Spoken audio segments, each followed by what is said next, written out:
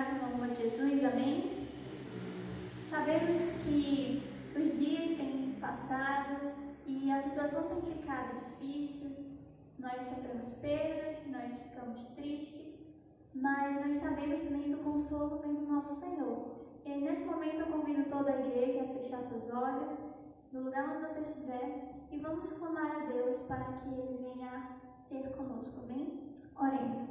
Querido Deus, Pai, nesse momento pedimos a Ti, Senhor, que o Senhor venha estar consolando o nosso coração, que o Senhor venha estar cuidando de nós, no mais íntimo do nosso ser, que a nossa adoração a Ti nesta noite venha ser verdadeira, meu Pai, que venha chegar até a Ti. Tira de nossa mente tudo que não diz respeito a esse momento de louvor e honra do Teu nome, meu Pai. Fixa nossos olhos, o nosso coração, a nossa mente em Ti, meu Pai, e no que é verdadeiro. Que o Senhor venha estar abençoando nossas famílias, que o Senhor venha estar abençoando nossas famílias, que os nossos amigos, que o Senhor venha ser conosco, meu Pai, nesta noite.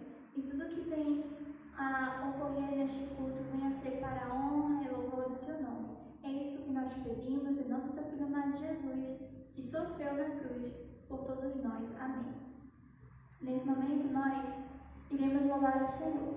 Nós iremos louvar o hino de número 62 do cantor cristão, Nome Precioso.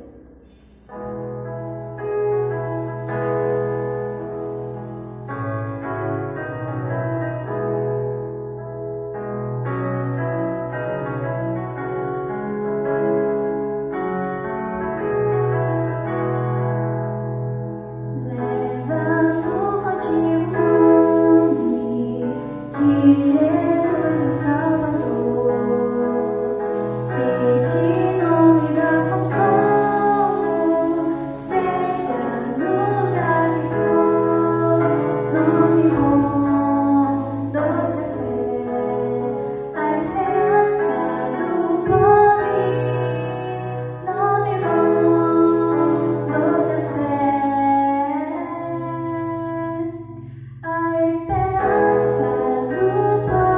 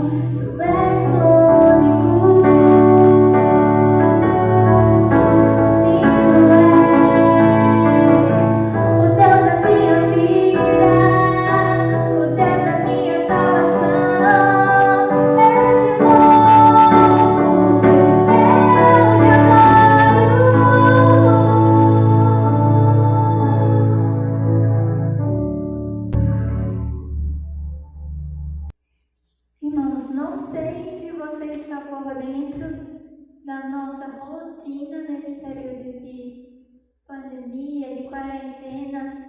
Mas olha só, as mulheres estão se reunindo no WhatsApp para ler alguns capítulos da Bíblia em conjunto, juntas. Então, se você é mulher, fica atenta lá no grupo da MCM, no WhatsApp, e participe desse momento de comunhão. Jovem, você também tem um momento durante esse período, durante a semana, na sexta-feira. Então, sexta-feira, às 7h40 da noite, nós temos um encontro da Unijab. Você é o nosso convidado, você faz parte disso, convide outros jovens para participar conosco. Você, para o mãe de jovem da igreja, que queira participar, você também é nosso convidado. O link é lançado no grupo da Unijab, mas caso você queira participar, é só pedir lá no grupo da igreja que nós compartilhamos com vocês. Crianças, vocês também têm um momento para vocês aqui no nosso canal do YouTube, o programa História e Arte, que tem sido comandado pela Bianca, né, trazendo aí alguns temas que as crianças podem aprender. Haverá conteúdo novo essa semana sobre evangelismo criativo nesse período de pandemia. Então fica ligado, assiste, faz o seu calendário de oração, todos os momentos de artes que já foi ensinado, coloque em prática. E nós estamos juntos nesse momento. Escola Bíblica para toda a família é lançado aqui no nosso grupo, né, do WhatsApp. Então você, junto com a sua família, você pode escolher um horário para fazer esse momento de estudo. Então não esqueça, não deixe de fazer porque não está vindo ao templo do Senhor, mas faça com a sua família em casa. Lembre que vocês são igreja, independente do lugar onde estão. E no domingo nós temos a grande celebração. Nas últimas 2 semanas que se passaram, nós nos reunimos pelo aplicativo Zoom. Foi um momento onde nós pudemos diminuir um pouco a saudade que estávamos uns dos outros. Podemos ver a face de alguns por meio de uma telinha de celular, de computador, mas também foi compartilhada a mensagem do Senhor. Foi bom ouvir irmãos cantando e compartilhando períodos de oração. E nós voltamos aqui para o YouTube, para as nossas gravações do culto, mas estamos ainda com saudade de todos vocês e crendo que o Senhor há de fazer o melhor para que logo mais nós estejamos todos aqui no templo juntos e compartilhando de um momento de louvor e honra ao nosso Senhor. Nesse momento nós iremos orar e hoje à noite o pregador é o Francisco Márcio, então vamos pedir ao Senhor para que Ele venha abrir o nosso coração, nossa mente para o que vai ser ministrado. Amém? Grandioso Deus, excelso Senhor, louvamos-te a Ti por todas as coisas. Nós entregamos o nosso ser em Tuas mãos para que o Senhor venha nos moldar como vasos, meu Pai, que nesse período de quarentena, de isolamento social, o Senhor venha nos mostrar onde nós precisamos melhorar em Ti, meu Pai, que a Tua palavra venha ser luz para a nossa vida, meu Pai. Pedimos que o Senhor venha estar cuidando do irmão Francisco, da sua família, que o Senhor venha estar fazendo dele um mensageiro, porta-voz da Tua palavra, meu Pai. Que tudo que vai ser dito pelo irmão venha tocar os nossos corações a ponto de nós enxergarmos, meu Pai, aquilo que o Senhor quer que nós venhamos a enxergar, meu Pai. Que nós venhamos compreender aquilo que o Senhor quer que nós venhamos a compreender. Pedimos que o Senhor venha fazer a Tua vontade em nossas vidas, que o Teu Espírito Santo venha ser conosco. E obrigada por nos redimir do pecado na cruz, quando Cristo morreu por cada um de nós. E é no nome de Cristo, o nome que é sobre todo nome, que nós Pedimos essas coisas que nós te agradecemos por tudo, pelo dom da vida. Amém. Olá a todos, graça e paz, meus irmãos, queridos amigos que nos assistem. É com muita alegria que nos reunimos mais uma vez para estar ouvindo da palavra do nosso Deus. Amados irmãos, eu convido vocês a abrirem a Santa Palavra do Senhor na primeira carta de Pedro, capítulo 4. Primeira de Pedro, capítulo 4, iremos ler dos versos 1 a 11. Amém? Passemos a ler. E assim diz a palavra de Deus em 1 Pedro, capítulo 4. Acompanhe na sua versão. Portanto, uma vez que Cristo sofreu corporalmente, armem-se também do mesmo pensamento, pois aquele que sofreu em seu corpo rompeu com o pecado, para que, no tempo que lhe resta, não viva mais para satisfazer os maus desejos humanos, mas sim para fazer a vontade de Deus. No passado, vocês já gastaram tempo suficiente fazendo o que agrada aos pagãos. Naquele tempo, vocês viviam em libertinagem, na sensualidade, nas bebedeiras, orgias e farras e na idolatria repugnante. Eles acham estranho que vocês não se lancem com eles na mesma corrente de imoralidade e por isso os insultam. Contudo, eles terão que prestar contas àquele que está pronto para julgar os vivos e os mortos. Por isso mesmo o Evangelho foi pregado também a mortos, para que eles, mesmo julgados no corpo segundo os homens, vivam pelo Espírito segundo Deus. O fim de todas as coisas está próximo. Portanto, sejam criteriosos e sóbrios, dediquem-se à oração. Sobretudo, amem-se sinceramente uns aos outros, porque o amor perdoa muitíssimos pecados. Sejam mutuamente hospitaleiros, sem reclamação. Cada um exerça o dom que recebeu para servir aos outros, administrando fielmente a graça de Deus em suas múltiplas formas. Se alguém fala, faça-o com quem transmite a palavra de Deus. Se alguém serve, faça-o com a força que Deus provê, de forma que em todas as coisas Deus seja glorificado, mediante Jesus Cristo, a quem sejam a glória e o poder para todos sempre. Amém. Grande Deus, Pai querido, nesse instante rogamos a Ti, Senhor, que o Senhor esteja nos dando sabedoria a entender da Tua palavra, em nome de Jesus. Amém. Meus amados irmãos, apenas um breve panorama sobre esta carta. Nós já tivemos outros sermões, tivemos estudos. Esta carta que Pedro escreve, muito possivelmente ela foi escrita entre os anos 60 e 70 depois de Cristo. A data mais provável é 67. Ela foi escrita com o objetivo de incentivar os irmãos que estavam dispersos por várias comunidades cristãs durante o Império Romano, na época da perseguição. Pedro chega a nos chamar também, nos dias de hoje, de peregrinos. E o tema central desta primeira carta de Pedro é o sofrimento. Imaginemos pessoas tendo seus bens confiscados, tendo sua liberdade cerceada ou limitada, sofrendo perseguições, muito semelhante a acontecimentos nos dias atuais. Talvez, muito possivelmente, as circunstâncias são outras, mas muito semelhantes os acontecimentos.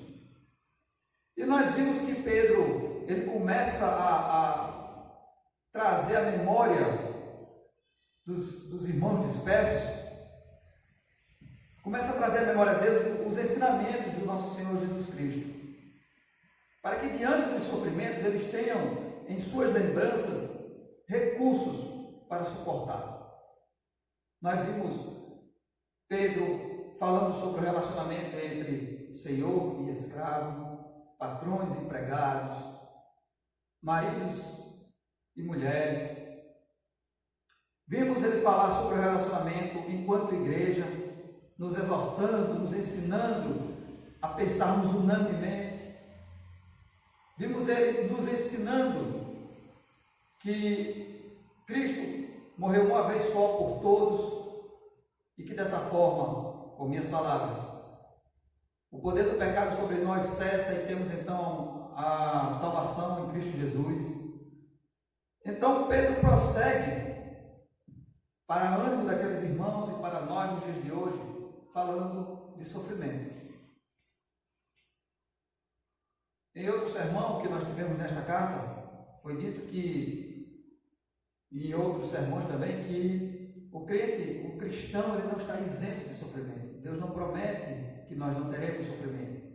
Deus nos promete que estará conosco durante este sofrimento para que nós possamos vencê-los na dependência do Senhor. Os salmos vão dizer isso. O próprio apóstolo Paulo vai usar isso como uma maneira de incentivar os irmãos a permanecer firmes na fé. Então Pedro inicia o capítulo 4 dizendo o seguinte: portanto, depois de ele ter feito toda a sua exposição desde o capítulo 1 desta carta, exortando os irmãos a resistirem, a permanecerem firmes diante das dificuldades, das perseguições que estavam sofrendo por conta da fé que eles professam, Pedro inicia dizendo este capítulo, dizendo: portanto, uma vez que Cristo sofreu corporalmente, arme-se também do mesmo pensamento, pois aquele que sofreu em seu corpo rompeu com o pecado.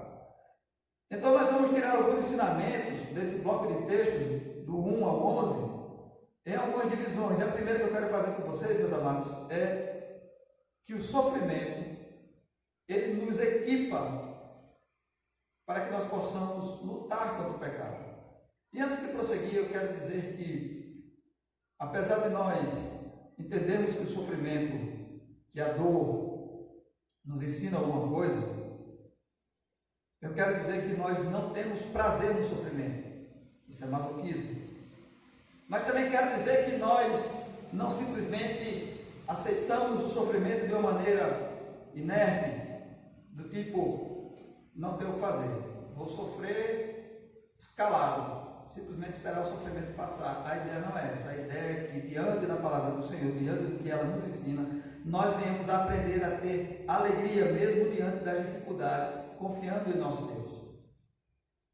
Como o Salmo 121, que já foi usado no sermão aqui nesta igreja, que o salmista, durante a peregrinação dele, diante das dificuldades, dos perigos do caminho, ele diz: elevo meus olhos para o monte, de onde me virá o socorro? E imediatamente ele responde: meu socorro virá do Senhor que fez os céus e a terra.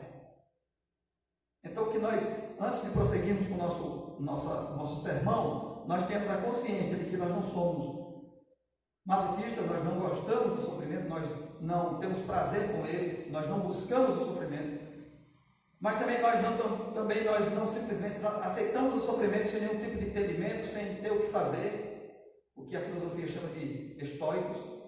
O que nós fazemos é, diante do sofrimento, tentar entender o que Deus quer nos ensinar, e mesmo que nós não venhamos a entender imediatamente, mas que tenhamos sempre a consciência de que em uma situação de sofrimento as coisas podem estar fora do meu controle, mas nunca fora do controle do soberano Senhor, Criador dos céus e da terra.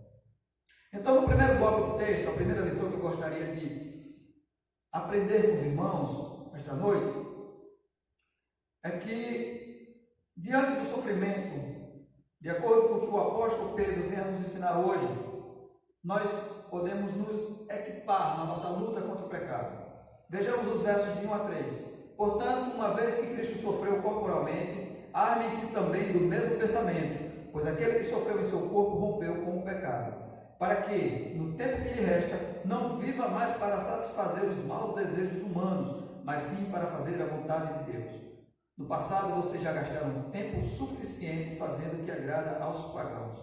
Naquele tempo, vocês viviam em libertinagem, na sensualidade, nas bebedeiras, orgias e farras e na idolatria repugnante.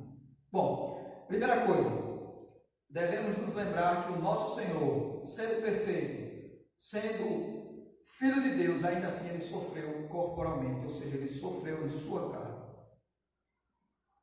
E é esse pensamento que deve, alimentar as nossas mentes. A pergunta ao ver o irmão sofrer, ou a eu mesmo, ou você mesmo sofrer, não é por que eu, Senhor? Mas a pergunta é, por que não eu? Ou o agradecimento deve ser, não eu. Cristo nos alertou com suas palavras, com minhas palavras, de que perseguiram a ele, que é o Mestre. porque não há de perseguir a nós. E quando eu falo aqui do sofrimento, eu estou falando do sofrimento descrito aqui por Pedro, em relação à fé cristã. É lógico, é óbvio que diante de outros sofrimentos, o Senhor também nos ampara, Ele nos dá paz, Ele nos consola. Os mais diversos. Questões financeiras, questões matrimoniais, do lar, profissionais, perda de entes queridos. Talvez você tenha passado por alguma dessas. Talvez você conheça alguém que passou por alguma dessas. Talvez você tenha passado por todas essas que eu citei. Mas lembre-se, Cristo sofreu corporalmente.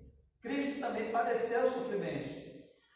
Para que sejamos libertos do pecado, da condenação do pecado. E quando Pedro nos diz aqui que ele sofreu em seu corpo para romper com o pecado, não é da influência do pecado, mas da condenação do pecado. Nós já vimos que nós somos livres da condenação do pecado, não da influência dele. Enquanto estivermos nesse mundo, sofreremos a influência do pecado. Mas pela fé, Deus olha para mim e para você, como justos e justificados pelo sangue de Jesus Cristo. Nós já fazemos parte da congregação dos santos, como descrito em Salmos. Pela fé, nós sabemos que o pecado não tem mais poder sobre nós. Não para nos condenar, apenas para nos influenciar e nos proteger. Daí a necessidade de buscar santidade em todos os dias. Mas prosseguindo no texto. O segundo ponto em que o sofrimento nós podemos usar como uma arma na nossa luta contra o pecado é que, a partir dele, nós tenhamos a mentalidade, a capacidade de discernir qual a vontade de Deus e qual a nossa vontade. Verso 2: para que no tempo que lhe resta não viva mais para satisfazer os maus desejos humanos, mas sim para fazer a vontade de Deus. Sabemos que muitas vezes passamos por situações de dor, de sofrimento, por escolhas erradas, porque fazemos escolhas sem antes consultar qual a vontade de Deus. Nós nos rendemos àquilo que nos agrada, àquilo que nos convence na mente, àquilo que nos convence nas vontades, e deixamos de consultar qual de fato é a boa, perfeita e agradável vontade de Deus para as nossas vidas. Um terceiro ponto ainda é que o sofrimento em nossas vidas, ele também tem o objetivo de que nós venhamos a nos lembrar do que éramos e do que nós poderíamos ter vindo a ser. Vou explicar melhor. Verso 3: no passado vocês já gastaram tempo suficiente fazendo o que agrada aos pagãos. O cristão, diante do sofrimento, ele não deve lembrar do passado com saudosismo. Do passado, quando eu falo, de antes de conhecer ao Senhor, ou melhor, de antes do Senhor se revelar a nós. Porque se nós vivíamos mortos em nossos delitos e pecados, em nossas transgressões e desobediências, o nosso destino certamente seria condenação eterna, separação total, completa e eterna de Deus. Então nós éramos mortos em nossos delitos e pecados. E nós hoje, se não fosse pela misericórdia e pela graça de Deus, certamente nós poderíamos ser pessoas condenadas a passar uma eternidade sem Ele. Então o sofrimento que ele sirva como arma para lutar contra o pecado, e Pedro vai dizer isso logo no verso 1, quando ele fala arme-se também, esse arme-se entenda-se equipe-se, ou melhor, use como equipamento, você equipe sua mente para lutar contra o pecado, no sentido de que nós podemos até lembrar do que éramos, mas nunca com saudades. Porque se nós nos lembrarmos do que éramos, certamente nós poderemos pensar o que iria acontecer a cada um de nós, se não fosse pela graça e pelo infinito amor do nosso Deus. Versos 4 e 5. Eles acham estranho que vocês não se lancem com eles na mesma torrente de imoralidade, e por isso os insultam. Contudo, eles terão que prestar contas àquele que está pronto para julgar os vivos e os mortos. O sofrimento por seguir Jesus Cristo, agora eu quero destacar esse ponto da fé, certamente causará uma rejeição por parte do mundo. Aqueles cristãos que estavam dispersos, eles estavam sofrendo insultos, eles estavam sendo perseguidos, eles estavam sofrendo justamente por professarem a fé em Jesus Cristo. Não é diferente conosco nos dias de hoje. E muitos poderão até dizer, como a mulher de Jó fala com ele: amaldiçoa esse teu Deus e morre. Pessoas podem pensar dessa seguinte maneira, e o sofrimento ele tende muitas vezes a nos fazer desviar a atenção da vontade de Deus, desviar a atenção daquilo que é bom para nós a partir da palavra do Senhor, porque parece ser um caminho mais fácil de desistir de tudo. O pecado pode nos tentar com ofertas. Isso é bom. Isso aqui é melhor para você. Mas também ele pode nos tentar da maneira, aproveitando de ocasiões de dor e sofrimento, para que nós venhamos a desistir. Quando eu não era crente, e isso, tal coisa não acontecia comigo. Agora que eu sou crente, por que isso está acontecendo comigo? Pode ser a pergunta que ronde a cabeça de muitos irmãos. Mas lembre-se que por você não fazer parte daquilo que o mundo corteja, daquilo que o mundo adora, você vai ser insultado, de bobo talvez, de bitolado, de alienado, de besta. Mas isso não é um sofrimento exclusivo nosso. Pedro está dizendo, está relatando que aqueles irmãos padeciam do mesmo sofrimento, por eles não fazer aquilo que os outros faziam, Pedro usa um termo bem forte, torrente de imoralidade, por eles não cometerem as mesmas imoralidades que aqueles, eles eram insultados. Mas aí Pedro, continuando o seu raciocínio, desenvolvendo o seu raciocínio, ele diz: contudo, eles terão que prestar contas àquele que está pronto para julgar os vivos e os mortos. É diante de Deus, é no juízo de Deus, é na balança do Senhor, vamos falar dessa maneira, que irá pesar cada ação nossa, cada atitude nossa, e também daqueles que não confessam nosso Senhor, mas, e pior, por não confessarem, insultam, perseguem, e estes são bem-aventurados, que são perseguidos, é o que diz o nosso Senhor Jesus Cristo. Eles não somente não seguem ou não obedecem ao nosso Senhor, mas eles também querem que os demais façam a mesma coisa. E passam a atacar e insultar, não somente a fé, mas também as pessoas que professam a fé. No verso 6, por isso mesmo o Evangelho foi pregado também a mortos, para que eles, mesmo julgados no corpo, segundo os homens, vivam pelo Espírito segundo Deus. Bom, esse é um verso, talvez o verso mais complexo desse bloco, e em uma outra oportunidade nós iremos expor ele mais detalhadamente, mas por hora eu vou dizer o que não é.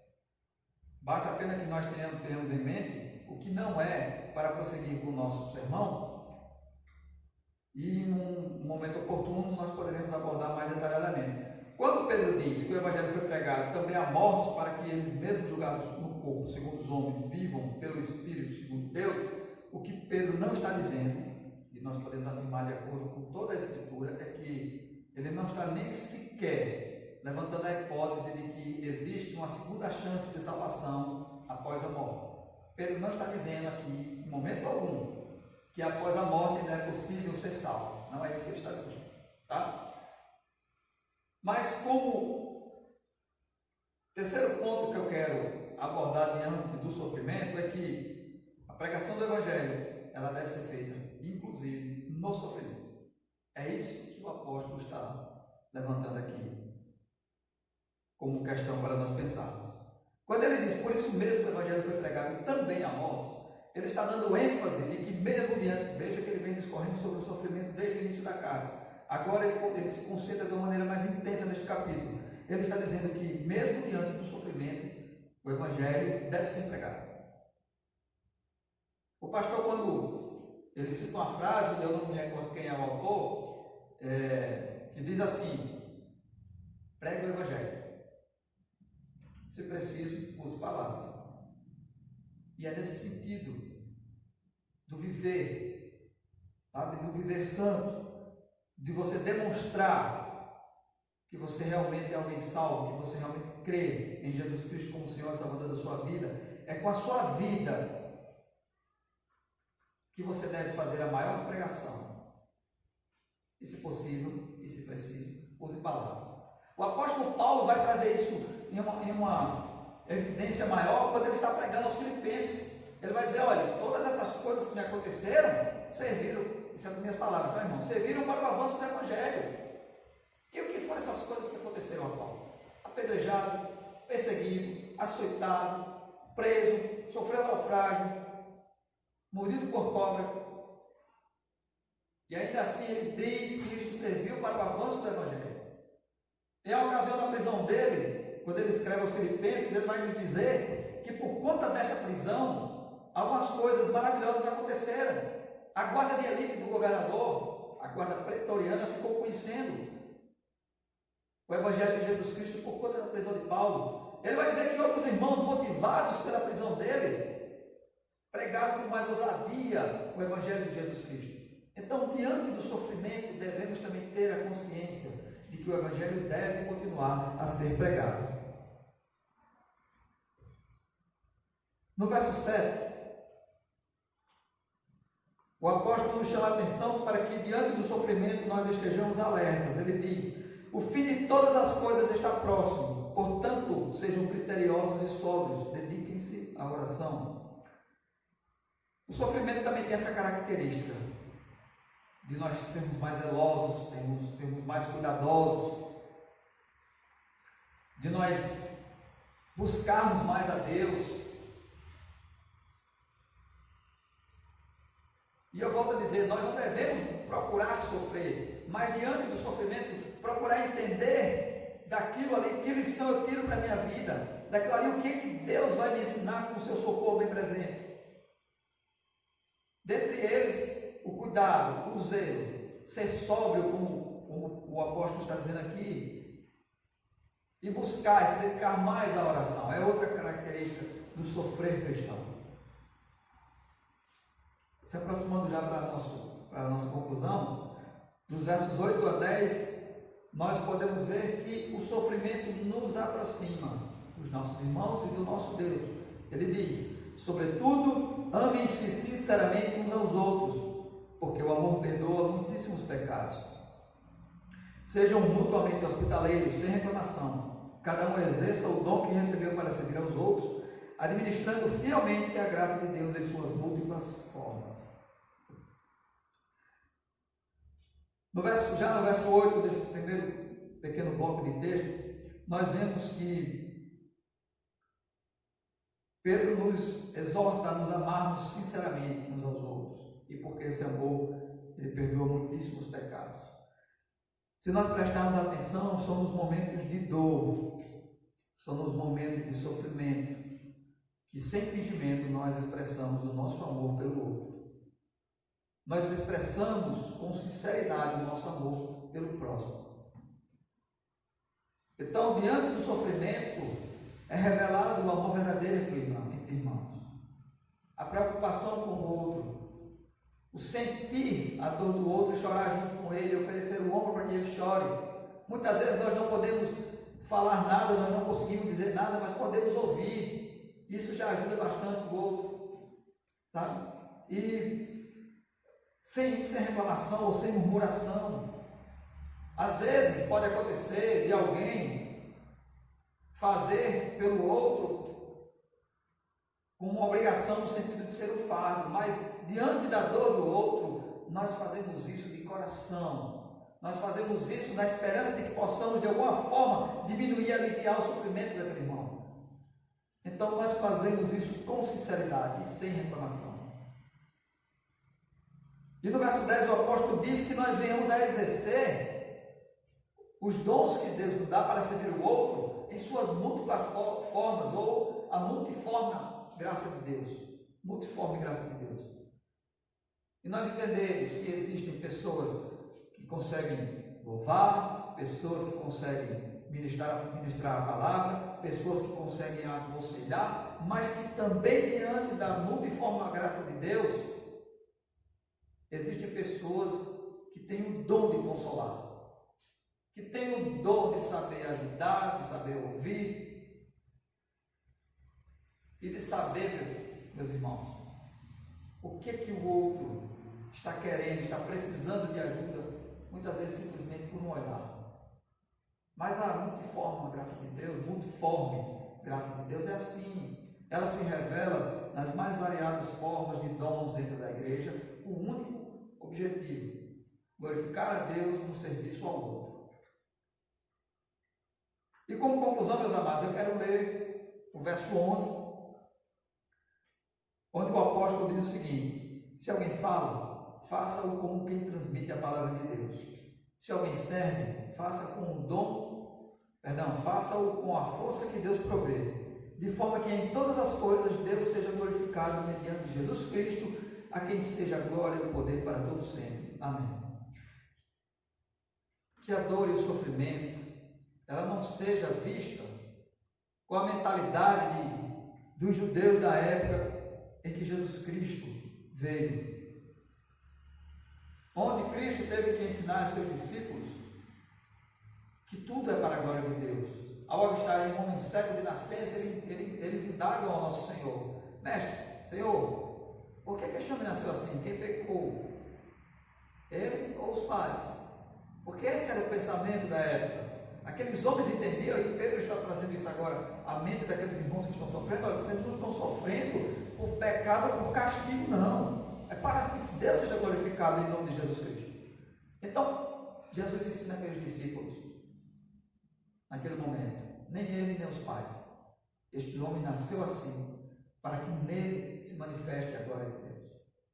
Então, meu amado, se você está passando por alguma situação de dificuldade, se você está passando por alguma situação de dor, peça a Deus sabedoria.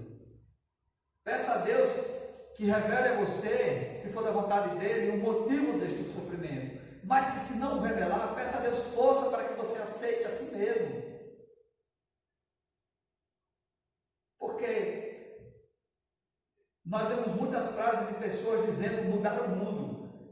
Mudar o mundo, existe até uma canção, ou pelo menos um trecho dela, em onde o autor vai dizer: vamos mudar o mundo. Mas vocês já pararam para pensar, por exemplo, quando Paulo diz que a gente não se acostume com esse mundo, mas que a gente nos transforme a partir da renovação da nossa mente. O mundo começa a mudar quando eu e você mudamos. E é nesse sentido que devemos buscar, diante da dor e do sofrimento, entender para as nossas vidas como podemos glorificar a Deus mesmo diante da nossa dor. Então eu espero que cada um de vocês, mesmo diante das dificuldades, sejam capazes de glorificar o nosso Deus. E eu quero orar com vocês nesse instante. Peço que vocês fechem seus olhos, curvem vossas cabeças e oremos ao nosso Deus. Pai querido, Pai amado, Santo Deus, obrigado, Senhor, porque o Senhor um dia mais de vida concede a cada um de nós. Meu Deus, perdoe os nossos pecados, Pai amado, que a Tua maravilhosa graça esteja sempre sobre nós, e que, se porventura venhamos, meu Deus, a passar por situações de dor muito intensa, de sofrimento muito intenso, que nós possamos sentir a Tua presença, meu Pai, cuidando de cada um de nós. Que o Senhor possa, meu Deus, acalmar os nossos corações, nos trazendo consolo verdadeiro e refrigério para a nossa alma. Que nós possamos, Pai eterno, diante desses momentos difíceis, entender que temos um Deus poderoso, soberano, que está a olhar para cada um de seus filhos e a cuidar de cada um deles.